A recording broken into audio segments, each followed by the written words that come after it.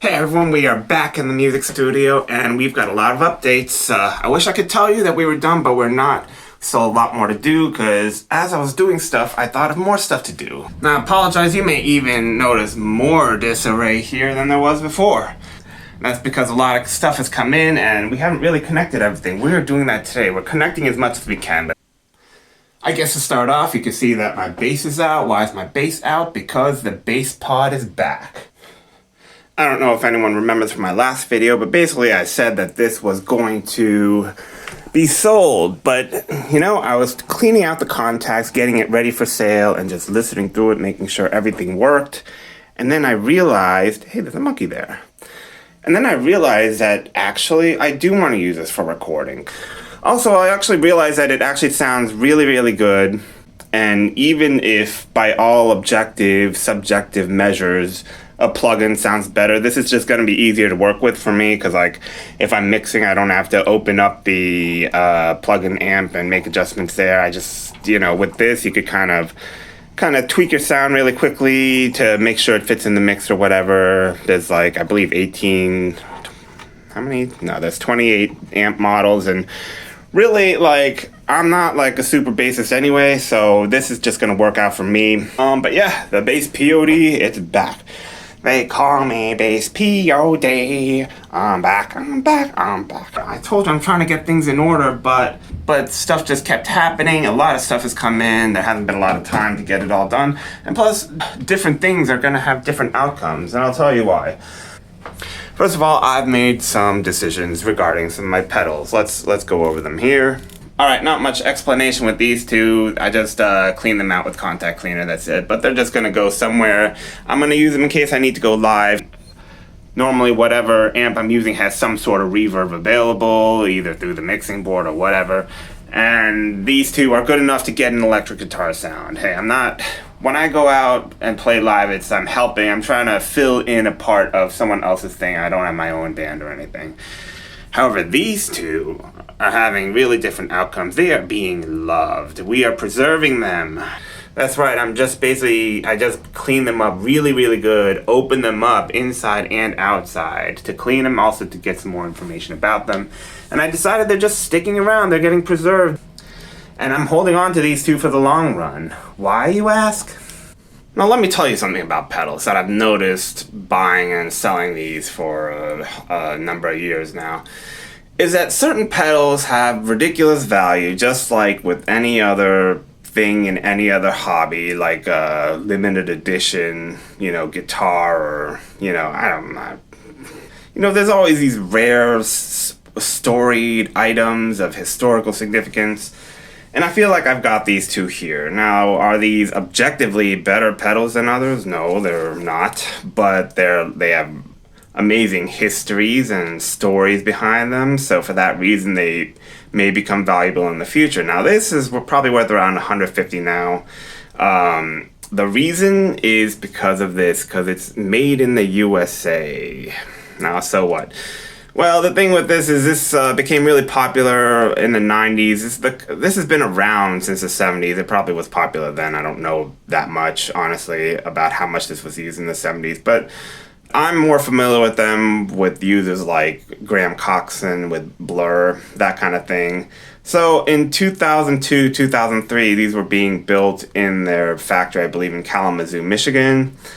And then they just their demand was so high at that point that they had to move production overseas to China. I don't know. I've never had a Chinese-made one. I don't know if there is a real quality difference. But it became these USA-made ones harder to find, and they're going up in value as a result. So they have the story behind them. This is the USA-made one, and also there's always these pedal nerds that are like, that's a good pedal, but does it have this chip in it? You know, and they, like, you know, get on their high horse about it. This actually does have the revered Op Amp 07 something. I mean, I have pictures of it. I don't know what all that stuff means. If it means that I could get more money for this, and then so be it. Now, this is a big muff pie. Just looks like any other big muff pie, right? you know, you buy it new, it looks like this. It's the same one, right? Wrong. The new ones just say USA at the bottom, while this one says made in NYC, USA. So there. Anyway, what does that mean? It means that this is a New York City reissue Big Muff Pie pedal, and this particular one is the what is it? It's the version 9 NYC reissue. This is one that's still, I want to say it's in production today, but I'm not sure if it is. But anyways, the reason this one is kind of special is because it has the EC3003-A chip. Yes, I memorized it because basically this has a big role in when grunge took off. Smashing Pumpkins used them. Kurt Cobain used it. I don't know how much he used it, but he used it. And there's like bands like Mudhoney, other like grunge acts that use it. So it's a very famous, widely used pedal. As this NYC reissue version kept being produced in the 2000s, they kind of made changes to kind of adapt to the evolving rock sound at the time. But people, I don't know, personally I never used them, I can't say, but I was like, this is closer to the original like 90s grunge pedal. This particular one I picked up in 2002. The EC3003 chip has, you know, versions A, B, and C, and this is the A version, the earliest one, that's like the most valuable among the NYC reissues. I mean, that's not saying a whole lot. Even this one's not going to go for more than 200 right now in its scratched up condition. But I'm still going to preserve it because I think, you know, 20 years down the line, it's going to be really hard to find one of these that works. And, you know, I'll have it because it'll be preserved. I cleaned it out inside and out. So why am I doing this? Just to make some money, to be honest. Also, let me just show you this screen where I go over my pedal money-making strategy. You take pedals with big histories and technical specs that guitar nerds go crazy for. You add time and the value of decades, and then you make the mad money at the end. So that's strategy. All right, here we go. We have these early 2000 pedals that I'm gonna try to keep for as long as I can, and you know, I just don't see the point of trading these in for cash right now. I don't need the cash, so just, you know, I'm gonna hold on to them and hope they become valuable because you know, they're special pedals. So we have a 2002 Big Muff Pie and we have a 2001 Rat. I got the details, EC3 with the chips and so forth. USA made. It's funny, USA made for these pedals is becoming valuable. This away in storage. This is a cool dry place next to the furnace. So now if you look over here, these are just the cables that I'm using to connect my new configuration. Like yesterday I spent all this time just wiping down everything with cleaner. And just, you know, new start, new clean environment, you know, clean mind. A clean space leads to a clean mind, said somebody sometime. Now, as you can see, we went a little higher grade on the cables. We didn't go crazy, though. We didn't get these, like, all gold Mahogany cables or anything. But we did try to do a little better. We're making sure all the cables we're buying are double shielded. These are the proper monitor cables. I used unbalanced TS cables. You're supposed to use these with the two rings here called TRS cables. I actually didn't know that. We always have wine at the ready. It's inspiration in a box, so we have that right here. If we're feeling a dry spell in creativity, we just have the wine glass here. We have the easy spout and we could get the inspiration quickly. I wish I was joking on that. But we're not going crazy on cost with everything. This one, basically, my philosophy is basically I'm trying to get the best cables for the equipment closest to the interface. So basically, this cable will just go to the audio interface here. I mean, really, that's not as important. With guitar, with all this stuff, we're still using unbalanced cables. We're just using newer ones.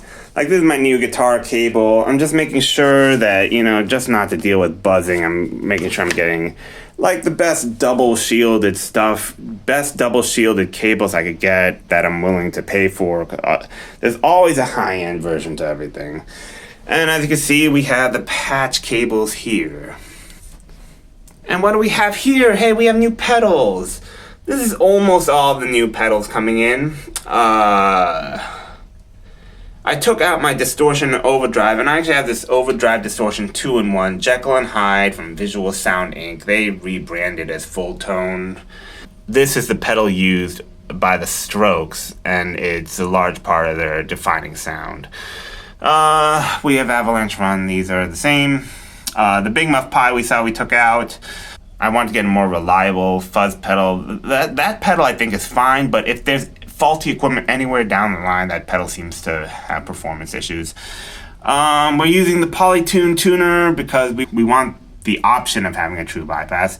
This is a Malekko Omicron chorus pedal. Why did I get it? Well, honestly, I believe in pedal fate. Like, some pedals just speak to me, and basically, I was looking into this pedal. First of all, it's called Omicron, and it's January 2022, and that's kind of like the COVID wave sweeping the whole world right now. And also because a demo of it on the internet was playing the song LA by Elliott Smith, and I heard it with this chorus. It's called an Omicron. I love how blue and sparkly it is, how tiny and cute it is, and yeah. Now, the Sneak Attack, I was looking for a tremolo pedal, and I thought that's what this was, but it's not exactly a tremolo pedal. It can do that effect using something called attack decay, and I even just look at it, I barely understand it. Is it wrong to like a pedal because it just looks good? I just think this is a good looking pedal. I love the fact that it's from Portland, Oregon, and you know, Sneak Attack with this cool paint job, and this little buddy is something that adjusts the gate or something. I don't know. I want to try these pedals, but oh my god, look! There's no amp there. What the heck happened to my amp? Where is it? Well, actually, I'm going to tell you. Yeah, so basically here it is here. We have to send this over to the Pops to fix it. My mom is going to take this over to my dad. She stops by here on the regular. And, but I did make a little video explaining how to do this because I decided to do it in Korean just to make it a little easier for him to understand. 안기철, 쌍둥이 아빠. Okay, okay. 어져요,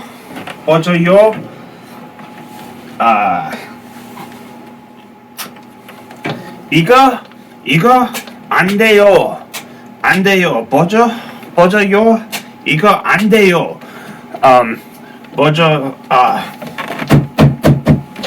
see. Okay. Okay. 이쁜 guitar amplifier 합니다. And why are we fixing it? Because we're getting a new amp. Basically, I have this brother who's also into music and music gear, and he saw my last video, and he had a few comments. Now, I got some video of him. We're twins, by the way, and even though this person may look like me in a disguise, it's totally my brother talking. And just warning, he's one of those like he's one of those like guitar gear snobs, you know. So, oh hey brother, what's up? Yeah, so good to hear from you. Oh, did you get the photos of the Patek Philippe that I got the other day? Oh, splendid, so good to hear. You know, most people go for Rolex, but those are the posers. The real watch people, Patek Philippe. Anyways, I was watching your YouTube video the other day, and I thought it quite funny that you mentioned you wanted to go all analog, man, but you were just playing on a mere practice amp. You need to step up to a bigger rig, my friend. Yeah, I know. I think you're right. I'm looking into like a Boss Katana, something I could afford, maybe like a real old Roland jazz chorus or something. What do you think about that? What was that? Solid. Wait, that model is a solid state amp. You're going to go for the big leagues with a solid state amp? Now, do you know nothing of tone, man? Oh, you say it's too loud because you had a Class A/B amp before, you silly.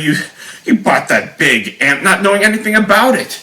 But you need a Class A amp where you could dime the volume and control with the master knob. How did you not get educated in this, brother? I don't know. It was just what all my favorite artists use. I didn't know much about it. Do yourself a favor. You will severely regret buying a budget option, such as in the solid state realm. Go step up to real tube, Class A tube. That's what you need to do, brother. But the truth is, he's kind of right. I mean, you're not going to be able to hear, like, you're just not going to know the nuances of, your tone if you're just, like, constricted to a 4-watt practice amp. So, yeah, actually, this here is the amp I want. I'm striving for this amp. It's sold, actually. It's sold because it was purchased by me. Yeah, that's right. And I really love PayPal's Pay in 4 program that lets me spread it out a little because I'm not trying to add any more debt. And yeah, it's mine, it's coming, and I am excited, man. So fast forward, a few weeks have passed. I've gotten my haircut since then, and everything's come in. We're pretty much done with the setup. Let me just show you around here real quick. First of all, you'll see, this is very important, by the way, this monitor here is gone. I figure I don't need to make this place look like the Starship Enterprise, so this monitor's gone. Instead, we have a UFO here, always reminding me that that UFOs are cool. And we got a salt lamp here, so it could illuminate even more.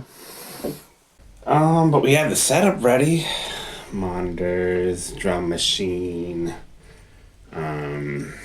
Speaking of UFOs, this is kind of one of the reasons I like Allagash White, because Allagash is a very famous UFO abduction of 4 young men camping in the Allagash Wilderness in Maine.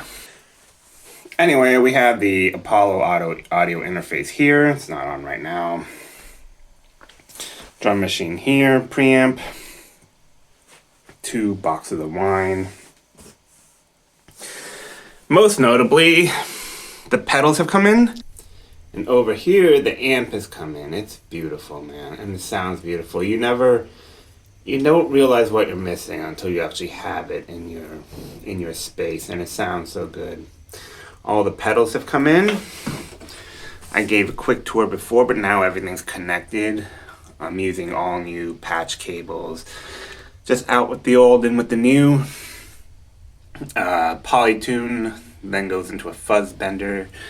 Then that goes into a carbon copy delay. Then the Omicron chorus, the Jekyll and Hide. Then this gets sent to the amp. And this amp has an effects loop, which is pretty cool. So the effects, it starts off here in the main input. And then you have to do a send to the next chain of pedals. So, post effects loop is good for like time-based things. So we have a sneak attack, which is attack decay, and then the delay reverb, and then the loop station for just practicing. All of it through the same pedal power amp. We have this SM57 here ready to record, and that's connected with a long microphone wire all the way to the 1 input here, the 2 input here. There's only 2 on this one. Takes the signal from the preamp. Now this preamp has 2 inputs of its own, an instrument and a XLR microphone. Of course, this is our main microphone, the mic tech. And the instrument takes the drum machine sometimes, or it'll take the output straight from the pedal board. We don't know. It really depends on the application. Anyway, part 3 of this video, I'll show you some of the things we're doing with the synthesizer. I don't know it that well. I'm actually trying to learn music theory because I'm realizing how little I know about actual music, and I want to actually learn the science behind it. Anyway, so I'll end this video with a couple demos. The first one will be the song Only Tomorrow from the My Bloody Valentine excellent album. They just call it MBV. And then I'll leave you with the Strokes song. I have a Jekyll and Hide, so that's a Strokes pedal, and I'll play Alone Together part of it.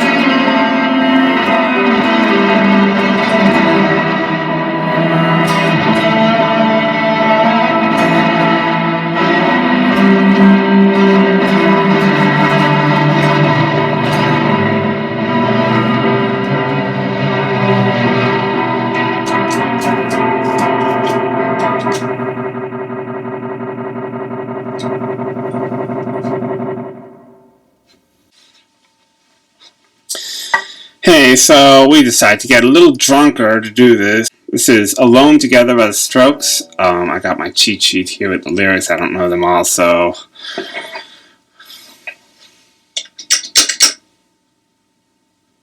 let's do this.